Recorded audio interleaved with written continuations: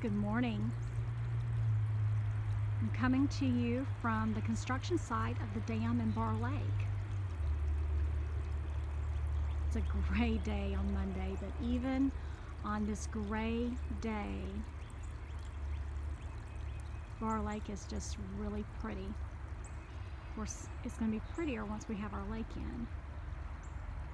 Many of you have asked me, has the construction on the dam begun?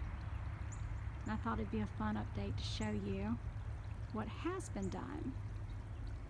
Now mind you, I am not a dam expert. I'm learning as this goes. But it is really fun to see what they do.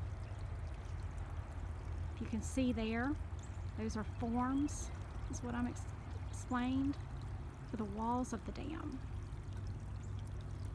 Probably would see more progress if I came in off the wildlife road, but I don't feel like that's a safe spot for me to go. So I am on the Barr Lake side. And I bet you I'm probably standing somewhere where the water's going to be. How beautiful is this? Listen to the birds. Isn't this gorgeous?